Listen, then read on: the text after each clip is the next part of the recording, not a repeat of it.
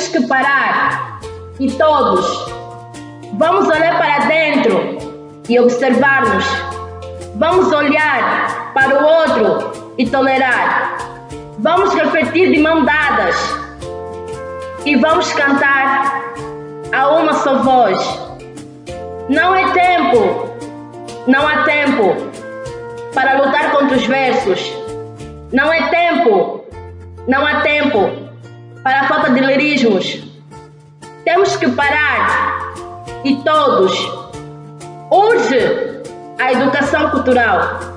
Urge a união intercultural.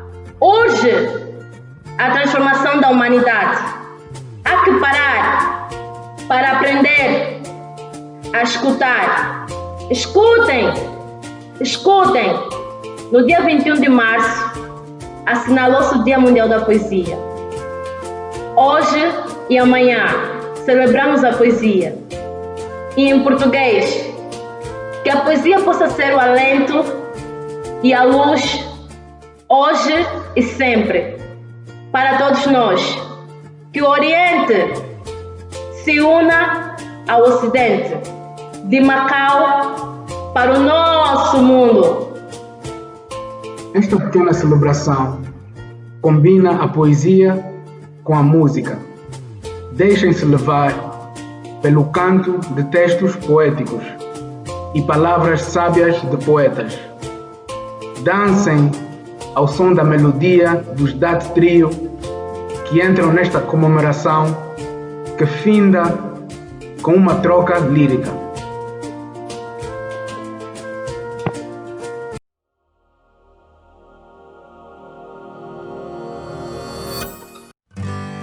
Eduardo Kiv é jornalista, escritor e produtor cultural, nascido e residente na Matola, província de Maputo. É editor da Literatas, revista de artes e letras de Moçambique. Eduardo Kiv coordena vários projetos, entre eles feiras de livros e festivais literários em Maputo. Publicou em 2012 a sua primeira obra de poesia intitulada Lágrimas da Vida, Sorriso da Morte. Podemos ler Eduardo Kiv em antologias poéticas em Moçambique, em Angola, no Brasil e na Itália. Olá a todos, falo-vos a partir de Moçambique. Meu nome é Eduardo Kiv, sou escritor e sou jornalista, também sou produtor cultural. Enquanto escritor, eu tirei meu primeiro livro de poesia em 2012, escrevo maioritariamente poesia, e também escrevo outros textos como prosa e tenho feito alguns exercícios de resenhas para vários órgãos de informação em que tenho colaborado. Como disse, o meu primeiro livro de poesia saiu em 2012, só neste ano eu vou tirar o meu segundo livro, que será em prosa poética, que se vai intitular Para Onde Foram os Vivos.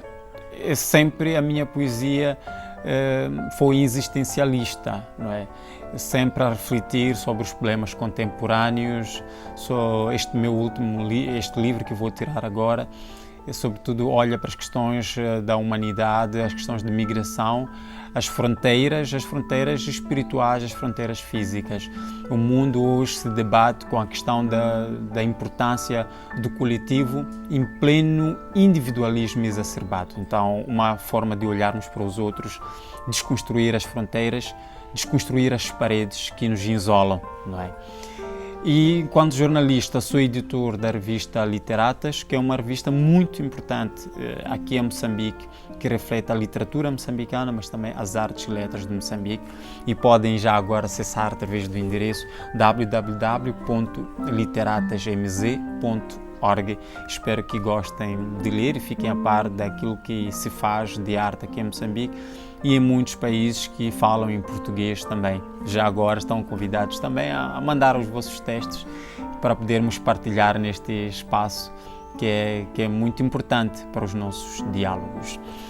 E trago-vos aqui um livro para vos sugerir de leitura, também uma forma de conhecerem a literatura moçambicana, um dos escritores que eu muito gosto, que chama-se Eduardo White, e o livro que vos vou ler, só um excerto, é Até Amanhã, Coração.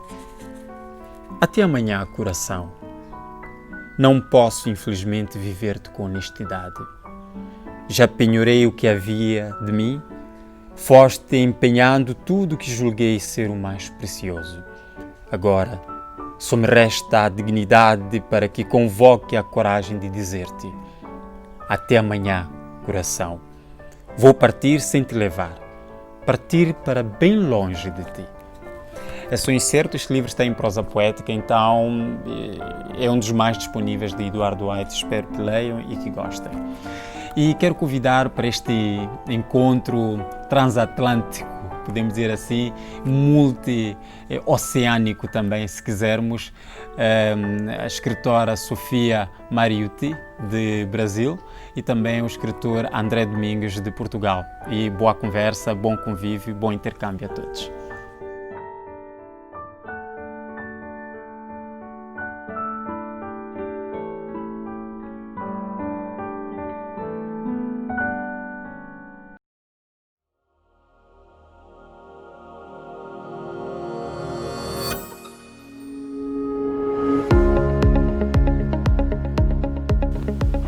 Eu sou Luís Sonko, falo-vos de Macau, mas venho de Mansou, na Guiné-Bissau.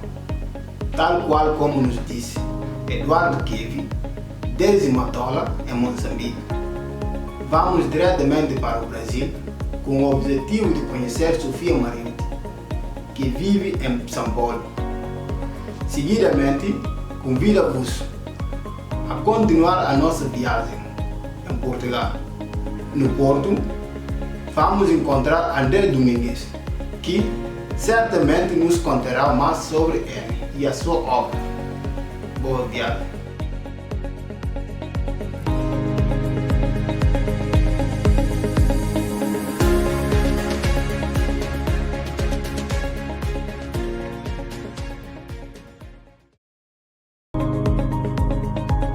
Sofia Mariotti nasceu em São Paulo em 1987. É poeta e tradutora. Autora de A Orca no Avião, através da editora Patois, em 2017. Entre 2012 e 2016, foi editora da Companhia das Letras. Ao longo de 2019, assinou a coluna Léxico no jornal Nexo.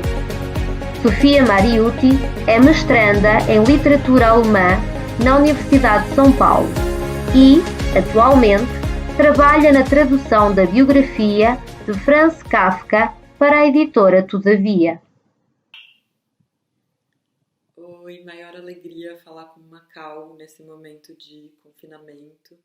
Acho que eu nunca tinha ido tão longe, ironicamente. Agradeço demais a Celina pelo convite. Bom, sobre a pergunta, no momento eu tenho sido mais tradutora do que poeta. Eu estou traduzindo há 1 ano e meio uma biografia do Franz Kafka e devo levar mais 1 ano e meio. É um projeto de bastante fôlego que tem me consumido muitas horas. E paralelamente eu faço um mestrado na Universidade de São Paulo, também em tradução, mas tradução de poesia.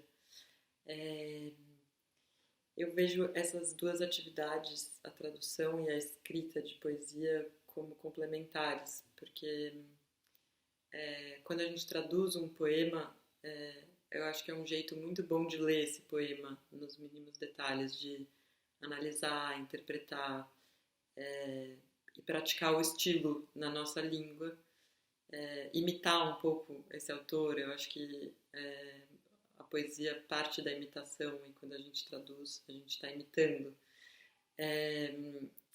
E eu tenho um teórico, um poeta, professor e teórico brasileiro que eu admiro muito, que é o Paulo Henriques Brito. E ele diz sobre isso, que ele compara essas duas atividades, traduzir e escrever poesia. Ele diz que quando a gente está traduzindo um poema, a gente às vezes se distancia do poema original e a gente quer sempre voltar para ele. Enquanto que quando a gente está escrevendo um poema autoral, a gente tem textos de base que nos inspiram, autores que nos influenciam, com os quais a gente está dialogando, mas a gente sempre tenta se distanciar deles para criar a nossa própria voz. Então, eu acho interessante essa comparação entre as duas atividades que me ocupam. Próxima pergunta. Todos os livros podem ser um poema. Então, essa pergunta vem porque eu organizei um livro para a Companhia das Letras em 2016, que era uma coletânea comemorativa dos 30 anos da editora. Era uma antologia de poemas sobre livros ou sobre poemas, sobre o fazer poético, sobre escrever, uma antologia metalinguística. Afinal, era uma editora comemorando seus 30 anos. Esse título veio pensando um pouco que o livro é um poema porque ele é um objeto estético de apreciação como um poema que se desdobra em muitos sentidos. Um livro, né, a cada leitura ele se abre um pouco mais, e acho que daria para dizer também que o poema é um livro, porque um poema pode ter um livro inteiro dentro dele. E o Manuel Bandeira, que é um dos meus poetas brasileiros preferidos, ele diz que todo grande verso é um poema completo dentro do poema. Então, muitas vezes, ele tem até um poema que é uma espécie de antologia de todos os poemas dele, dos poemas mais célebres dele, que ele fez para as pessoas conhecerem a obra dele. Então ele pega esses versos que condensam um poema. Um verso pode ser um poema completo. Um poema nasce às vezes de um verso, né? E eu tenho poemas de um verso. Acho que tem muitos poetas com poemas de um verso. Enfim, é isso. Próxima pergunta. Eu acho que... Bom, eu acho que se uma orca brasileira encontrasse uma orca alemã num avião, com certeza elas se comunicariam muito melhor do que os seres humanos, e acho que elas se queixariam dessa situação e talvez conseguissem planejar uma rota de fuga. Mas enfim, você me pergunta isso por causa do título do meu livro, A Orca no Avião. Esse título muitas pessoas acham que é uma ideia fantasiosa, mas ela é muito... Ele veio da realidade, ele é muito fundado na realidade. Ele é o título também de um poema, o poema que dá título ao livro, chama A Orca no Avião. E é um poema que tem uma primeira parte mais contemplativa, que eu fiz do avião, olhando para o mar e pensando um pouco nessa visão que a gente tem lá de cima.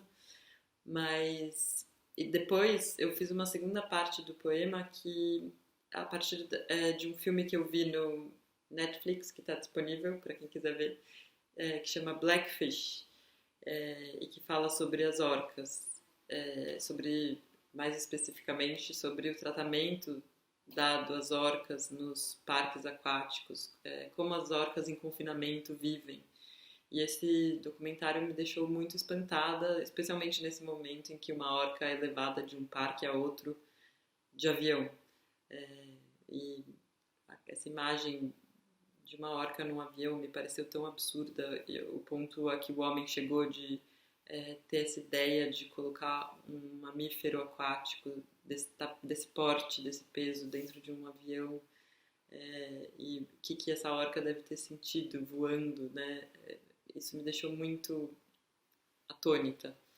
Então é daí que veio esse poema que mistura um pouco um lado mais lírico e um lado mais documental, que eu gosto bastante dessa mistura.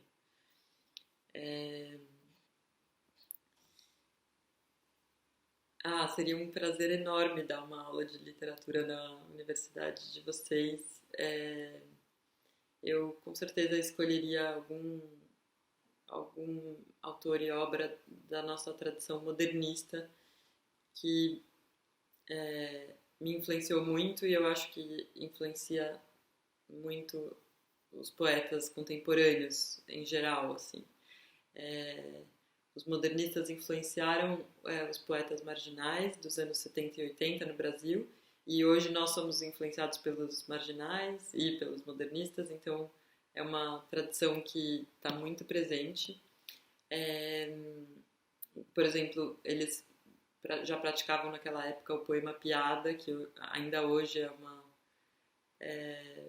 é muito forte na nossa poesia. E os ready-mades, então, que também eu fiz muitos deles no meu livro, eu gosto muito. Então tem uma irreverência e uma oralidade que é muito típica dessa época e que eu gosto muito. Então eu escolheria talvez o Manuel Bandeira, que eu já citei.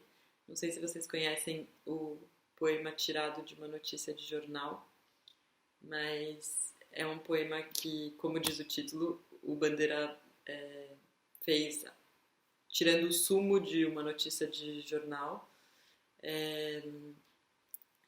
E é muito interessante porque ele publica esse poema pela primeira vez nos anos 20 em um jornal. Então ele tira o poema do jornal e devolve para o jornal, e isso me interessa muito. É um poema muito conciso, que conta a trajetória do João Gostoso, um carregador de feira livre, e ele é trágico e fala do nosso destino humano, e ao mesmo tempo ele tem um certo humor, assim, você ao mesmo tempo tá espantado com o que está sendo dito, mas você tem um sorrisinho no fundo, e eu acho muito boa essa mistura.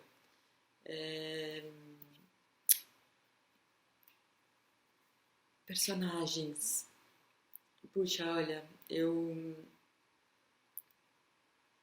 acho muito interessante essa pergunta porque ela me faz pensar na relação entre a poesia e a ficção, né? E acho que a poesia tem muito de ficção. A gente às vezes liga a poesia com a confissão, e muitas vezes ela pode ser um pouco confissional, mas muitas vezes se parte desse lugar mais confessional e vai para um outro lugar de imaginação, e acho que ele é muito importante. Então, acho que os personagens são infinitos mesmo. E eu, na minha vida, sou muitas personagens. Sou tradutora, poeta, aluna, professora, às vezes, mãe, esposa, e enfim, agora estou aqui conversando com Macau. Também é uma personagem.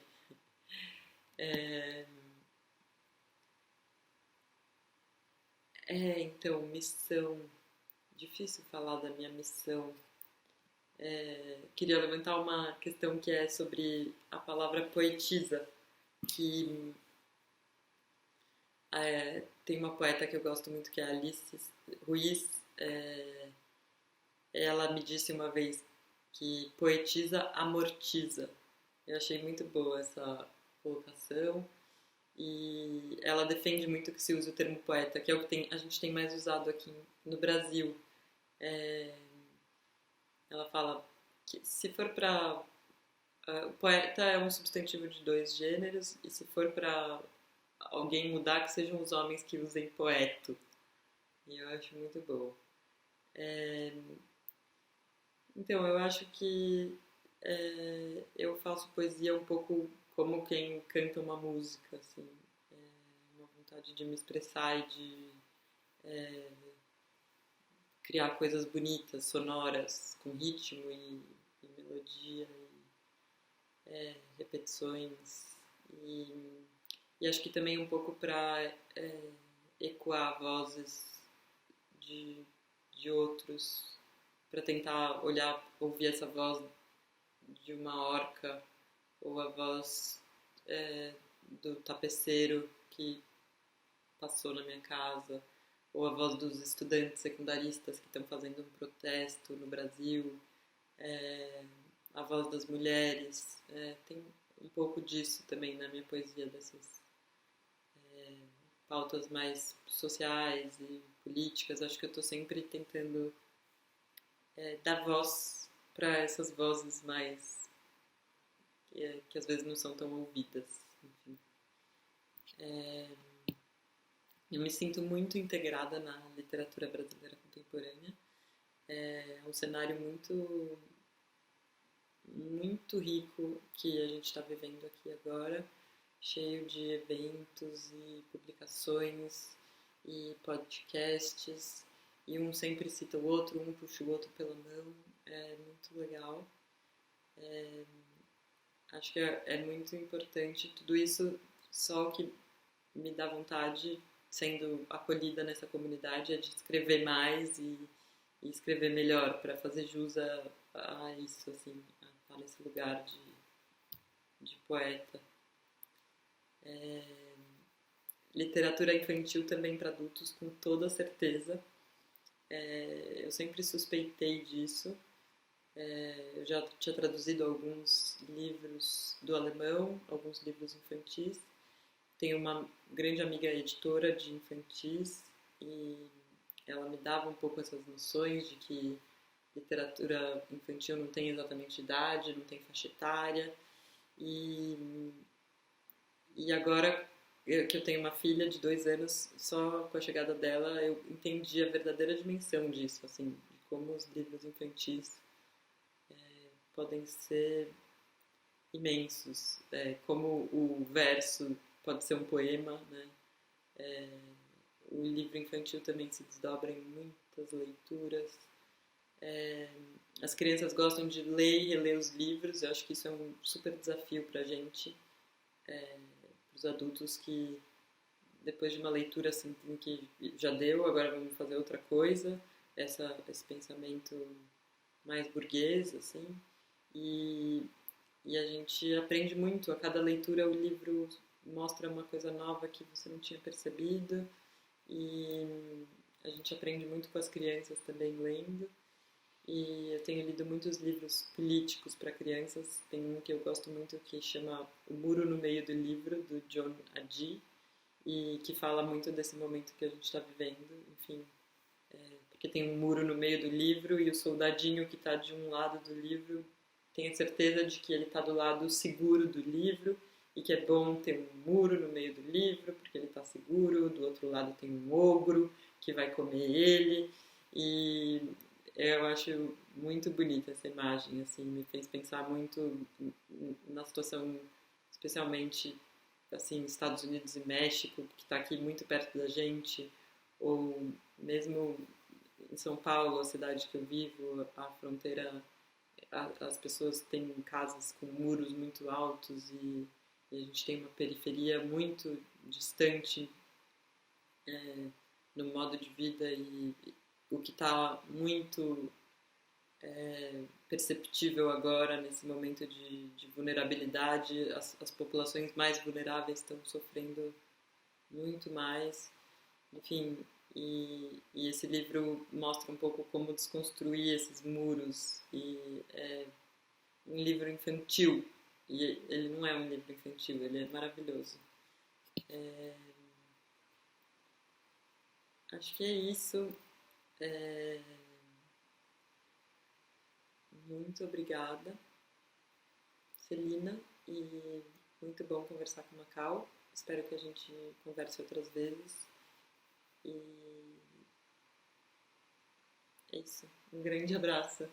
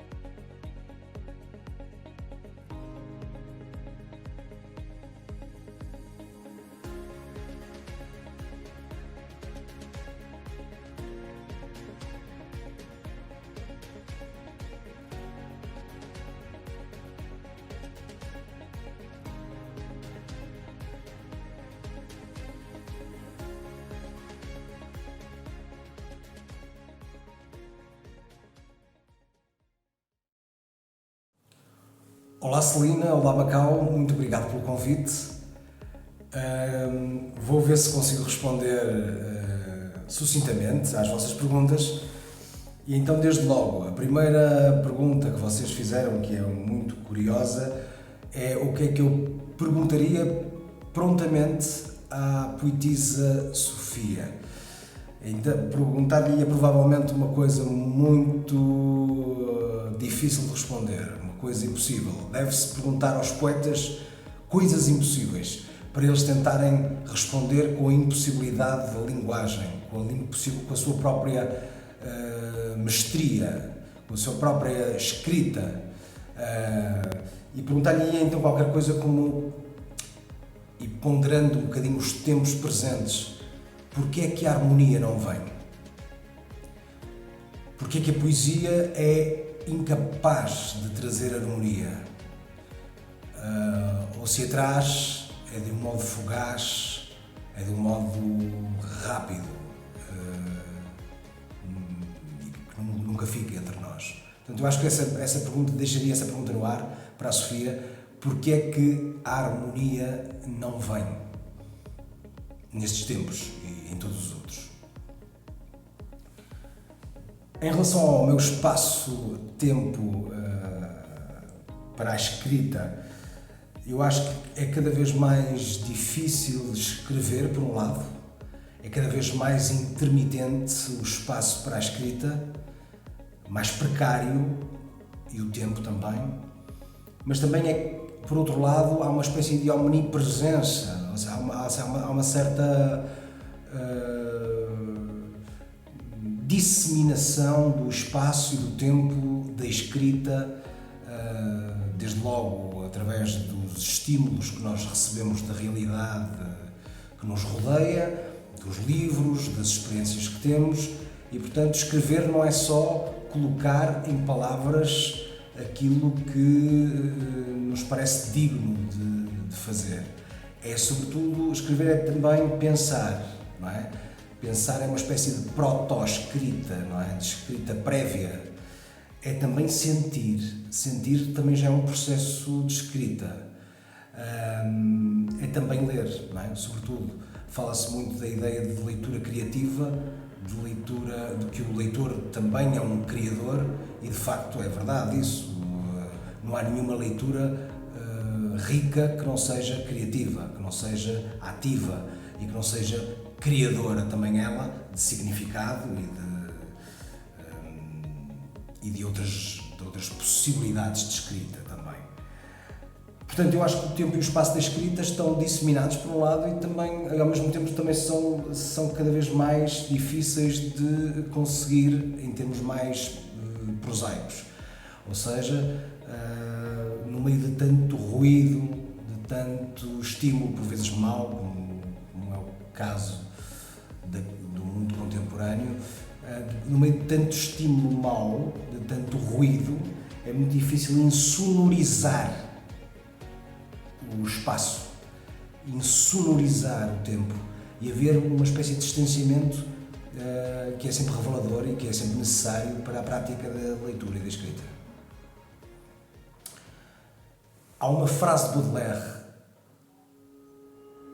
que diz: ser poeta mesmo em prosa. Eu sempre gostei dessa frase, e essa frase sempre me acompanhou durante o meu percurso, porque acho que qualquer prosador tem o dever de ser poeta na sua prosa também, assim como devemos ser também poetas na nossa vida, não é? E a vida parece muitas vezes mais com a prosa do que com a poesia.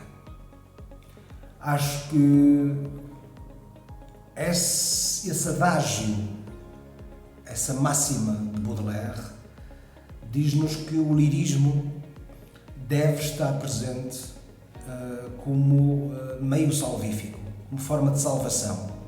A metáfora, que é porventura o ponto mais alto da lírica, deve estar presente até às vezes nos diálogos mais coloquiais e cotidianos. É um ponto de salvação, e portanto eu concordo que todas as minhas crónicas, todas as minhas prosas vão no sentido sempre de um apuramento da linguagem e, portanto, no sentido do lirismo também e no sentido, oxalá, da salvação. Adjetivar a minha própria poesia e a minha própria escrita é altamente difícil e penoso até. Eu gosto de pensar nela como uma poesia erótica, por um lado, porque se preocupa muito com as modalidades do corpo, inquieta, porque acho que qualquer prosa, ou poesia, ou qualquer género deve ser um género inquieto, de alguma forma, qualquer linguagem deve ser uma linguagem inquieta e inquietante, se possível.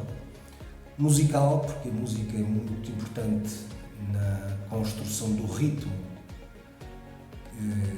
da prosa, também da prosa, sobretudo da poesia, mas também da prosa. Instintiva, que é um ponto muito importante, não é? O Mallarmé dizia que o primeiro verso era-nos dados pelas musas e o resto era trabalho, não é? O resto era construído. De alguma forma, eu acredito muito nisso e acredito que o primeiro verso é o grande impulsionador, ou a primeira frase seriam os grandes impulsionadores do texto, não é? Que se segue, não é? Mas mesmo esse texto deve ter o contágio da inspiração do primeiro.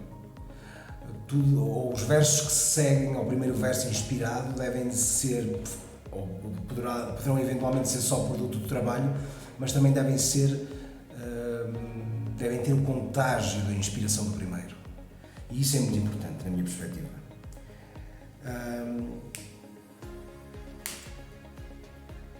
Em relação a António Machado, como influência na minha poesia, é muito curioso, porque eu li e leio António Machado, a obra de António Machado, mas muito provavelmente li mais a obra de García Lorca, por exemplo, ou de outros poetas da geração de 27, que é uma geração riquíssima do início do século XX espanhola, sobretudo na área do sul de Espanha. Os poetas eram quase todos andaluzes, de Cádiz, Sevilha, Córdoba, Granada, etc.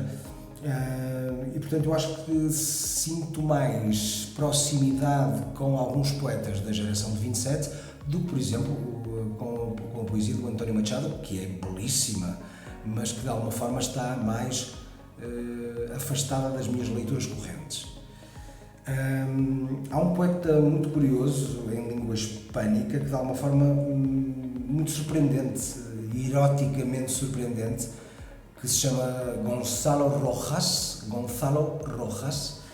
assim aqui é, e é chileno, e é um poeta muito ligado ao corpo também e tem uma poesia muito plástica e muito transgressora nesse sentido, quer formalmente, quer em termos de conteúdo.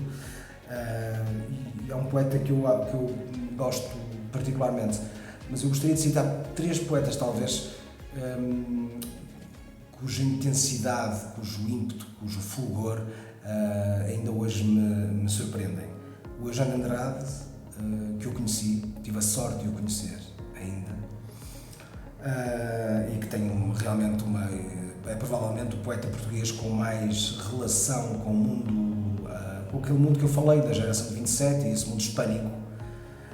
O Joaquim Manuel Magalhães, que é um poeta que ainda está vivo, português também, de Portugal, e o carismático e inexcedível Herbert Welder.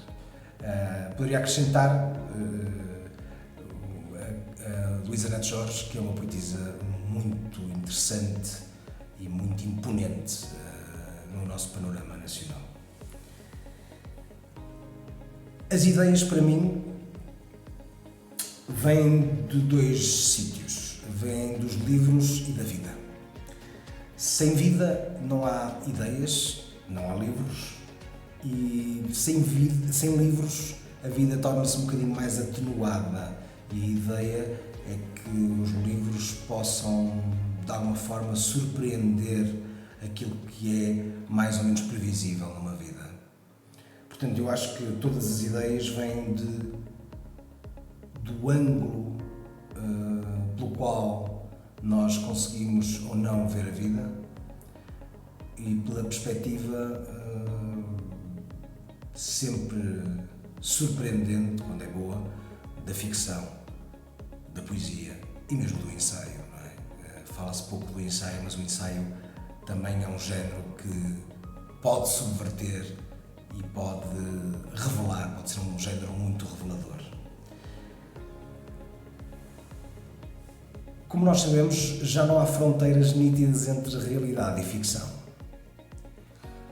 A ficção era um prolongamento da realidade, dita sob um conceito antigo, digamos assim. Nós, antes do 11 de setembro, nós sabíamos muito bem dizer aquilo que existia nos filmes, que era uma espécie de hipérbole daquilo que existia na realidade, não é? Daquilo que líamos nos livros, a partir, na minha perspectiva, de certos acontecimentos do século XXI, acontecimentos bombásticos, não é?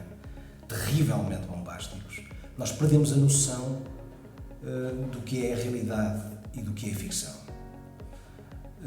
Neste momento temos um discurso da realidade, uma narrativa, uma tessitura do real que ultrapassou terrivelmente, de uma forma drástica, as expectativas da ficção. O que é uma coisa muito estranha e ao mesmo tempo uma coisa muito importante para nós que escrevemos e que lidamos com a ficção, problematizar, não é? Nós temos provavelmente que ver até que ponto é que estas fronteiras esbatidas agora entre a realidade e a ficção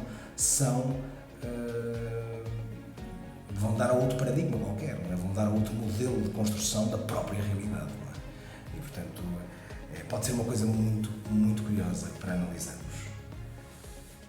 Eu sinto-me mais livre quando escrevo aquilo que o corpo pede que eu diga. Acho que é a forma mais honesta de eu poder dizer isto. Quando se escreve algo que não se pretende escrever, porque acontece isso também como exercício, às vezes como forma de autoconhecimento, etc., escreve-se sempre pior, escreve-se sempre melhor, pelo contrário, se seguirmos as pulsões do corpo, os impulsos do corpo, as vontades do corpo. A escrita é um ato muito físico, da minha perspectiva. É um ato tão físico como a sexualidade, a fome, a sede. A poesia, sobretudo, tem esse substrato, não é? Um substrato muito físico, muito animalesco, de alguma forma. E quando a poesia se intelectualiza, ou quando a prosa, a ficção se intelectualiza demasiado, e há grandes intelectuais, belíssimos intelectuais da prosa e da poesia, à parte disso, torna-se menos pura. E acho que nós precisamos dessa pureza, nós precisamos, sobretudo, de nos reconciliarmos com o animal, no melhor sentido da palavra que existe em nós. Eu escolheria entre o lugar e os acontecimentos, escolheria obrigatoriamente os acontecimentos.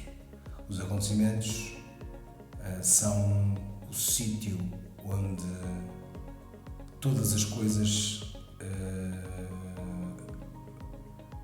têm a possibilidade de acontecer mais do que uma vez. Isto é, toda a gente quer ter uma memória rica, uma imaginação fértil para chegar ao ponto mais alto do acontecimento. Toda a gente gosta de ter acontecimentos na sua vida, é um património brutal, um património incrível.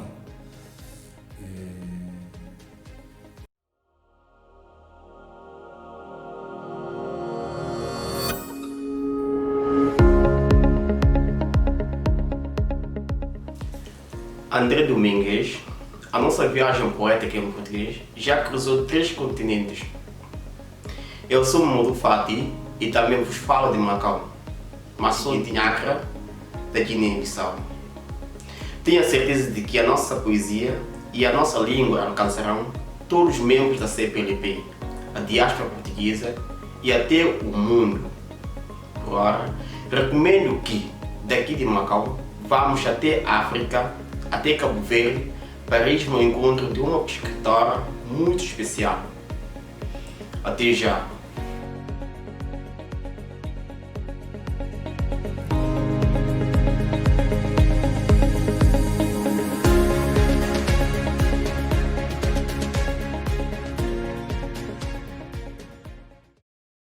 Olá, sou Vera Duarte, cabo-verdiana, juíza desembargadora, escritora e também ativista dos direitos humanos. A língua portuguesa tem sido o meu instrumento de trabalho e, eu diria, de devoção, desde que eu me dedico à escrita.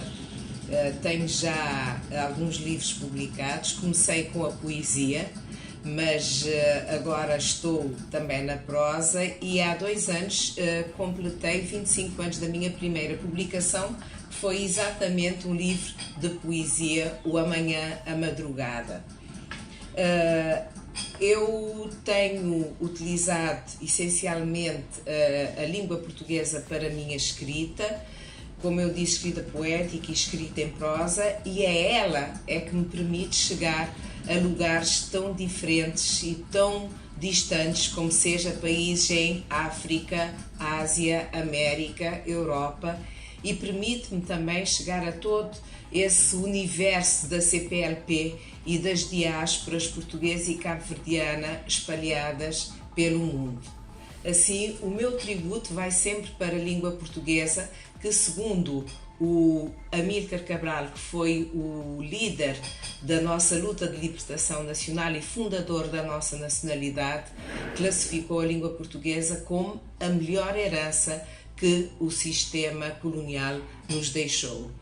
Eu, como disse, escrevo em língua portuguesa e ela que nos serve de ponte, atravessando Atlântico, atravessando o Índico, para chegar efetivamente a todos esses países que têm como veículo de expressão a língua oficial portuguesa. A troca de culturas que brota da união da poesia em português, com as várias identidades, não se esgotou em Cabo Verde. Regressamos à Ásia, até aqui em Macau, agradecendo a oportunidade que me foi dada. Sem mais delongas, vamos ao encontro de Antônio Eduardo Milhomens, que nos espera nas ruínas de São Paulo. Obrigado e votos que a poesia faça parte da nossa vida.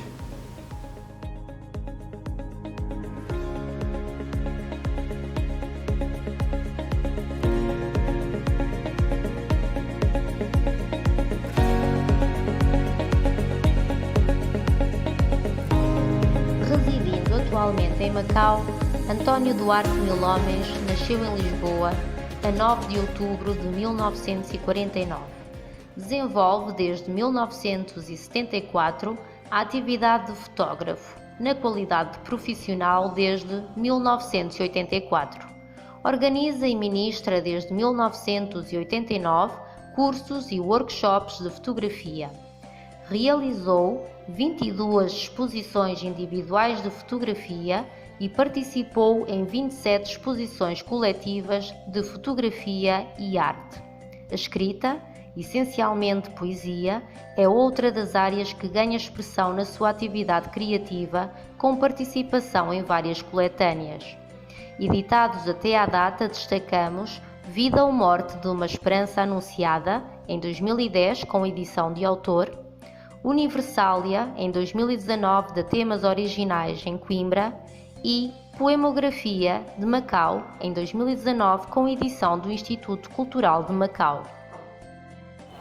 António Duarte Mil Homens, de Macau, um poema escrito expressamente para este Dia Mundial da Poesia 2020. Se o Lilau de novo corre e a comunicação é a ordem, das ruínas nasce a verve e a diáspora nos una, a inspiração infunavela da original lusa-palavra, língua nossa, ferramenta com que criamos a lavra, de onde por virá a colheita, seja ela prosa ou poesia. Importante é o afeto para embalar o produto. Não queremos palavra vazia. Nada no futuro será certo, o resultado sempre curto, se não tecermos a teia de amor e fraternidade entre continentes e países, entre campo e cidade, pondo em prática a ideia de unidos sermos felizes.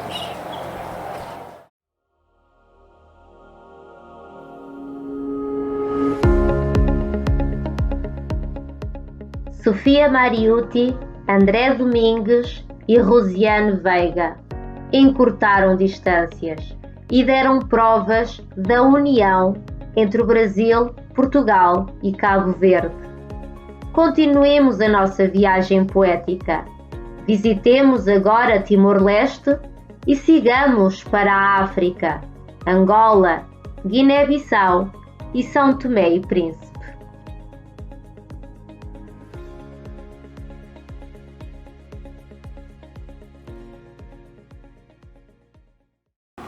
Olá, sou a Graça, sou de Luanda, Angola, e vou ler-vos um poema de Agostinho Neto. Um comboio, subindo de difícil vale africano, chia que chia, lento e caricato. Grita e grita, quem esforçou não perdeu, mas ainda não ganhou.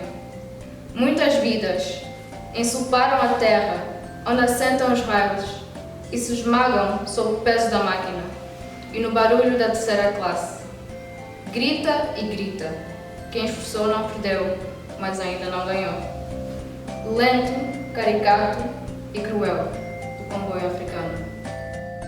Olá, sou Morto Câmara, da Guiné-Bissau. Hoje eu vou ler um poema de Tony Checa. Nostalgia. Cinzento nicotina, serpentia no meu quarto, argulha o tempo que não passa, tu não apareces. Nada acontece. O som sabe em 33 relações, a voz sofrida de Otis Redding. Sustenta o calor de um canto suor, emerge uma nota do piano. Por momentos bailas na circunstância de uma bola de fumo. O que se esquiva? Pela persiana fica o som delicado do sax a dar passagem ao Otis. Assente-se a Time is over. Nada acontece. Nicotino. O espaço que se fecha sobre mim. Senti. Tony Checa, Antônio Soares Lopes. Bom dia, boa tarde, boa noite. Eu trago um poema de uma escritora santomense. Ela chama-se Alda Espírito Santo. O tema do poema é Em torno da minha Bahia. Vou fazer a leitura. Em torno da minha Bahia. Aqui na reia sentada à beira do cais da minha Bahia, do cais simbólicos, dos fardos, das malas e da chuva, caindo em torrente sombra, o cais desmartelado, caindo em ruína, eu queria ver a volta de mim, nesta hora morna de entardecer, no mormaço tropical, desta terra de África, à beira do cais, a desfazer-se em ruínas. Obrigado por um todo movediço, uma legião de cabecinhas pequenas à ronda de mim. Num voo magistral em torno do mundo, desenhado na areia, a senda de todos os destinos, pintada na grande tela da vida. Numa história bela, para os homens de todas as terras, ciciando em coro canções melodiosas, numa toada universal, num cortejo gigante de humana poesia, na mais bela de todas as lições. Eu chamo-me Geraldo Ribeiro Soares, sou professor do Ensino Básico Central 1, 2, 3, Kasai, Liquiçã, Timor-Leste. Um momento, um minuto de silêncio. Calai, montes, vales e fontes, regatos e ribeiros, pedras dos caminhos e ervas do chão. Calai, calai, pássaros do ar e ondas do mar, ventos e sopram nas praias que sobram, de terras de ninguém. Calai, calai, canas e bambus, árvores e airus, palmeiras e capim, a verdura sem fim do pequeno Timor. Calai, calai, calai, calai-vos e calemo-nos por um minuto. É tempo de silêncio, no silêncio do tempo, ao tempo de vida dos que perderam a vida, pela pátria, pela nação, pelo povo, pela nossa libertação. Calai, um minuto de silêncio. Feliz Dia Mundial da Poesia, Timor-Leste para Macau. Muito obrigado. Poema do Francisco Borges da Costa.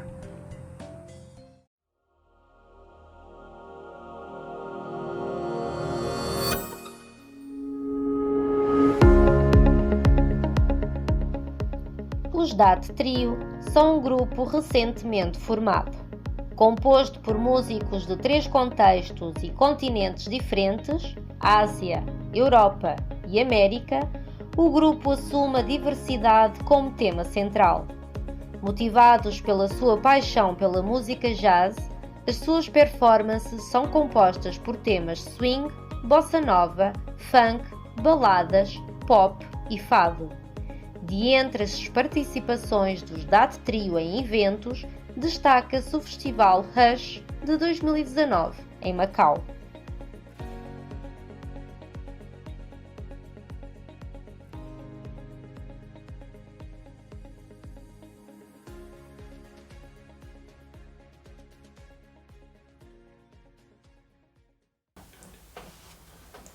One, two, three.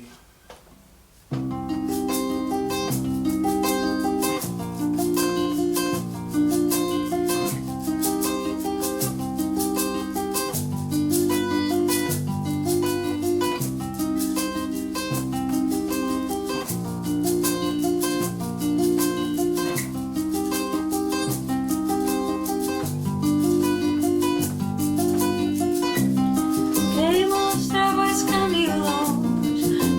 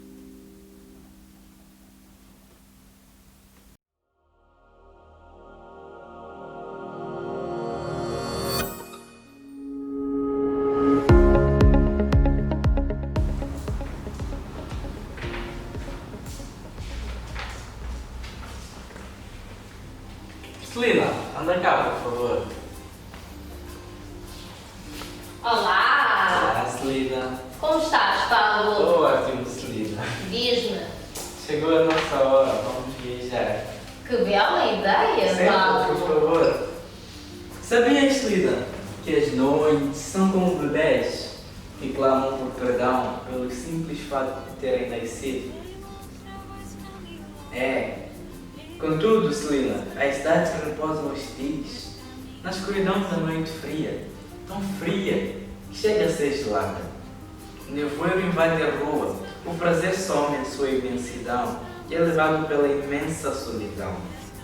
Descendo a avenida, embrulham-se sentimentos, a solidão impregna o corpo, abarrota a alma entristecida. Dor, Celina, dor, desassossego. A luz oscila no vai e vem regular, alimenta a agonia de uma apatia que apunhala a alma sem norte. Desnutrida pela solidão e pela dor de ver distante de ti. Pablo, cidades com luzes, avenidas e feras. Fera na cidade. A ferocidade com que olhas tem a tua idade. Não olhas para trás, és um gatinho. Olhas para o horizonte sem enxergar a pestanejar, és um gatinho. A ferocidade com que olhas tem a tua vaidade. Olhas em frente para querer, sem nada ter, não alcanças. És um gatinho, Pablo. A ferocidade com que te exibes na cidade. Olhas sem ver. Fera, arrancaram-te a alma do passado. Não és no presente. O gatinho não rugirás. Não sou do presente, Celina. Não sou do passado, não sou do futuro, mas carpe diem, pois ainda pensar não é impossível, parar de desejar e querer pensar-te. Parece-me um desejo impensável, ainda que o coração me atormente. E precisamente por povoares o meu imaginar, torna-me mais um mero ilusório, desertor do meu próprio fantasiar. Há um sonhar infinitamente corpóreo, e o romper da minha intrínseca e serena alma, minha quieta, tão quieta e silenciosa alma, no chorar da noite despovoada da madrugada, desata-se do corpo a sua própria razão. Não querer mais o meu eterno sofrer, Celina, faz-me ansiar não ter tido em meu viver, mas carpe diem o meu novo padecer. Levanta-te, Celina. Que desassossego teu, Pablo. Desassossego parado. Como me maltratas e me sugas até às entranhas. Mas não me matas. Explodes de malícia e vai-desces-te de manhas. Rodopio desvairado. A rodopiar alcanças feras. Agitas, estrangulas, atordoas. E não te cansas. Oh, coitada de mim, por que me bajulas? A rodopiar afastas, desfazes e quebras. E, num ápice sem tempo, aquietas, sossegas, paras. Oh, coitada de mim, por que vais se voltas? Nostalgia, Celina, saudades, desertos. Cai o sol, era essa escuridão milagrosa. Brilham estrelas como o desfilar da negra. Flui a saudade. A nostalgia domina o quarto. Atormenta-me, aprisiona-me. Sentir falta é característica de amor bruto. Esvaziam-se as ruelas e as luzes oscilam. De novo, e outra vez, e outra vez, e outra vez. Ai, devaneios são meras viagens de ilusão e, talvez, de saudade encantada por solidão. Pois o exílio, Celina, nunca foi e nunca será lar de perfeição. A alma viaja de les a les, balança, voa, navega, sem destino traçado, como os girassóis encantando o sol sorridente e deprimidos pela lua, angustiante, em choros melancólicos de segunda noite. Suplica o corpo que a noite se despedace, mas a alma clama por um martírio de lembranças que o oceano não esconde, pois o espírito deambula no desequilíbrio. Horizonte, Pablo. De olhos fixos no horizonte, abandonas-te no silêncio de ti. Desnudas-te com os raios de sol que te cobrem de ouro e alcanças o teu ser, em cascata com tantos sentires que logo se perdem no lago vermelho do teu sangue. De sobressaltos que te atacam de fronte, negas-te na água porque permiti. Sustens-te e revigoras-te, afundas e emerges como outrora. A tua pele escarlate absorve os teus eus. És grande, és forte, um ser singular que se autodetermina por meio do olhar no horizonte. Contemplo-te de longe, envergonhada de mim. Rejeitei-te, apaguei-te, quero-te daqui sem ousar. Fui eu que assim quis, matei-te. Renasceste para não te encontrar, porque permiti. Erga-te como a lua, Celina. Erga-te como a lua em dias de sol. Incrível. Pois hoje é uma manhã alegre e é de fato airoso, dia azul inconfundível. A minha janela cantou um pássaro amável, amarelo com toques de azul ciano. Incrível. Receber, ao beijo do sol e do mar, a sua pequena missiva é muito agradável. Inesquecível é o tempo que nos é adorável. Tão cativante quanto aprazível é amar. Tão insigne a luz que nos diz que lá fora existe gente amena, gente bela e gente invencível que nos torna imensamente memoráveis, tal como a tornamos inescurecível. Sim, Paulo. Hoje é um dia afortunado. Exuberantemente felizes não nos continhamos. Façam batucar os tantãs, ecoem os sinos dos lugarejos, apertem as sinetas da alma, façam estalar gracejos. Exuberantemente felizes não nos continhamos. Abracem o sol, limpem-se com terra e zigue-zagueiem no mar. Tic-tac, tic-tac. A felicidade sucede-se para docilmente nos atropelar.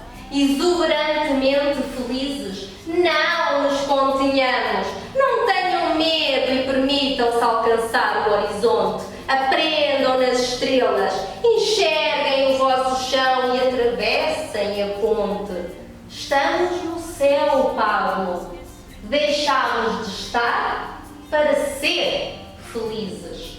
Amanhã são dias afortunados. Olha, Celina, as minhas mãos. O que é que vês? Pablo, vejo quiromâncias. Destinos. As minhas mãos, Celina, são como casas, mas parte delas são sociedades passadas. Minhas palmas, olha de perto, minhas palmas têm puros destinos, mas parte deles são caminhos abandonados. Não tem quiromância que os defende. São como turbilhões em olhos vendados. Meus olhos têm tempos, têm trilhos passados, mas para eles são amores encruzilhados. Até o destino tem destinos, mas para eles são delírios noturnos. Imaginação sem música que se dança não tem poesia, nem voz que os acalma. Até o meu coraçãozinho tem caminhos, mas para eles caminhos embriagados e loucos, de amor de cada parte de um amor, numa reação química que dilui em tremor. Não há quiromância que me queira enganar. Meus caminhos estão todos sobre os teus, e as pegadas que deixamos não são de apagar, pois não se limita a poesia que seja a perfeição, Celina. Paulo, mostra-me as tuas mãos. Nas tuas mãos vejo a tua alma. As tuas mãos expõem o teu coração. Porém, são mãos jovens à procura de mais e mais destinos. Escuta. É um mundo novo que nunca viste. Queres observar, mas não tens tempo. Apressas-te a olhar tudo e todos, desde que partiste. Ouves e não entendes, falas e emudeceste. Extasiado com a mudança, tudo é novidade. Com os que lá ficaram no peito, entristeceste. Paulo, senta-te e escuta.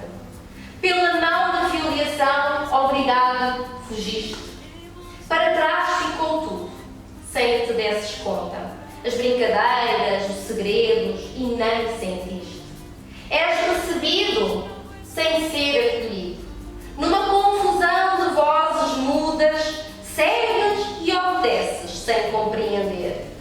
Porque giras na azáfama sem sentido. Puxam-te para aqui, puxam-te para acolá. Já nem olhas, já não sentes, estás exausto. Não sabes quem és, de onde vieste, o que for, será. És assimilado pela sociedade que rebenta de integração. És acomodado à força. Tens de entender, tens de falar. És um deles. Viva a inclusão! Choras a pátria destruída pelas bombas que ainda ouves, que queres escutar. Cerras os punhos e recordas a cidade de sombras. Estremeces de tanto que queres regressar. Há de combater para vencer e reerguer. Levanta-te, Paulo. A guerra é outra, Paulo. Alcança as armas que terás de usar e leva a tua bandeira. Mostra-te como és. Defende-te com as tuas origens. Dá como recebes. Tens tanto para trocar em novas marés. Culturas com culturas, não queres mais confrontos. Histórias com histórias, desejas dialogar. Tu e o outro, que já não te estranha, estão prontos. Tudo mudou. Vives artificialmente. Tudo é difícil. Com momentos fáceis, se interculturalmente. Ainda és estrangeiro. E assim serás para sempre, Pablo. Ai, Celina, se soubesses como a minha mente não está quieta. Sei, Pablo.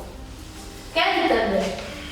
Quem dera a minha poesia fosse paisagística. Quem dera a minha voz fosse mais música. Quem dera a minha imagem fosse mais pintura. Tanto que tão insignificante fosse arte viva. Quem dera sonhos fossem poesia, ou mesmo som, música que se dance, quiçá, tão ignorados, fossem experiências. Oxalá mensagens poéticas fossem eletrônicas, talvez assim, tão inocentes, fossem mais engraçadas. A noite, Celina, a noite inconsciente é mais um dia vivido, e oxalá que os devaneios tenham sido arte.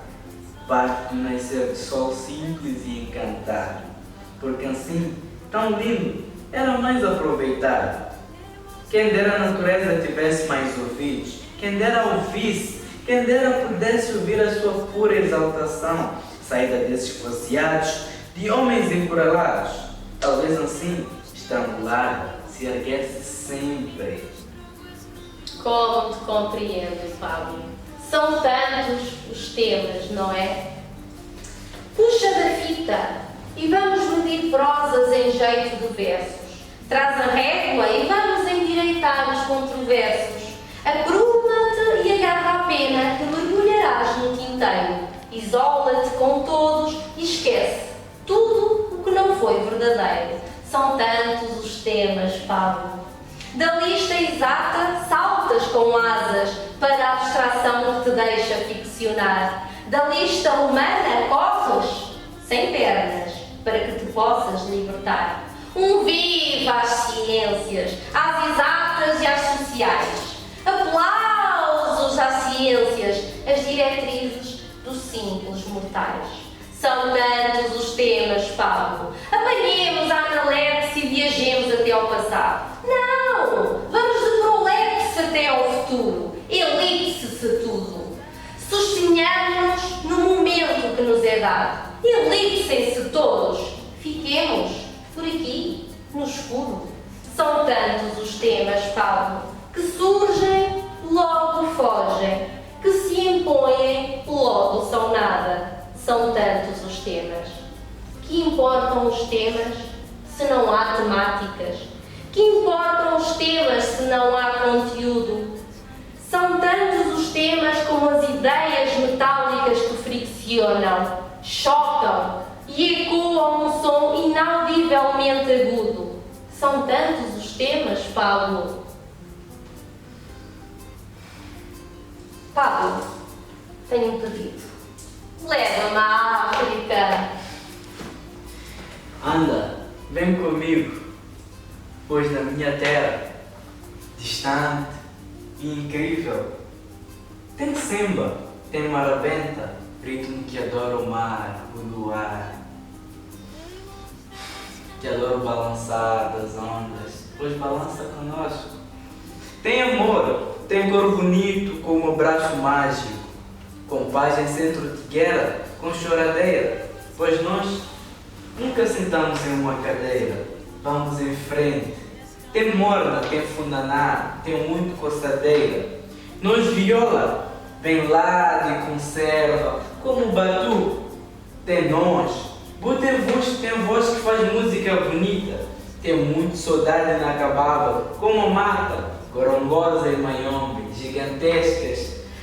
Nós sítio de angústia, tem cor, mas antes, Lina, nos abraça um palmeira.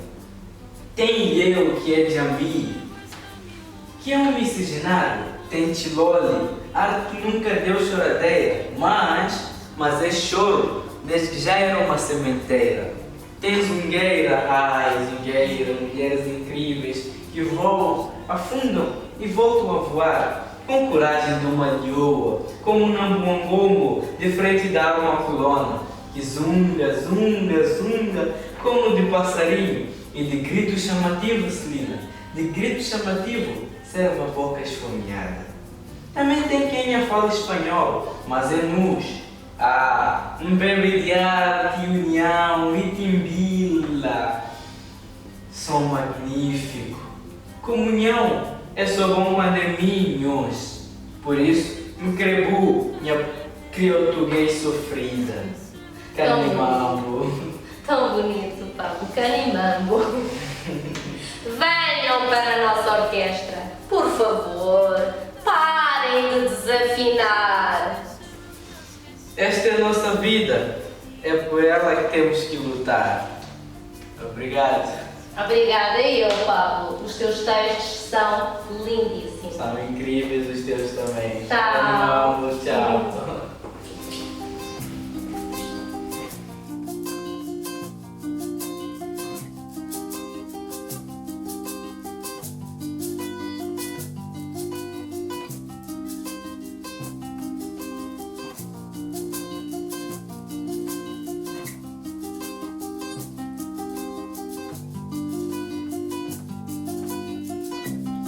Quem mostrava esse caminho longe, quem mostrava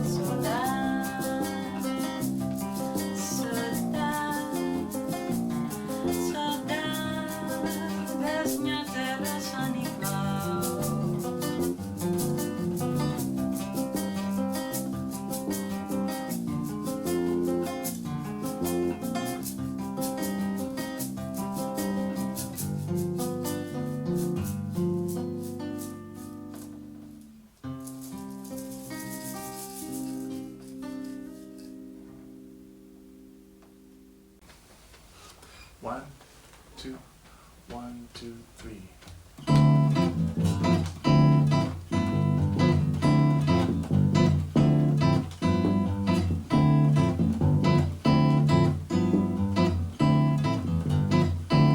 Vou te contar, os olhos já não podem ver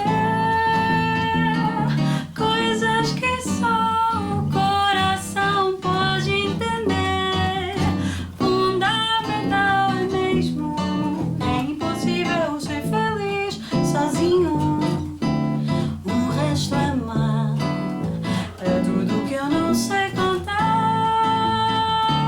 São coisas lindas que eu tenho pra te dar.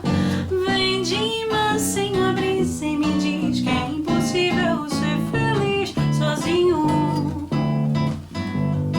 Da primeira vez era a cidade, da segunda cais a eternidade. Agora eu já sei da onda que cerca o mar e das estrelas que esquecemos de contar. O amor se deixa surpreender enquanto a noite vem nos devolver. Cadê o para na pipa na carata do que ainda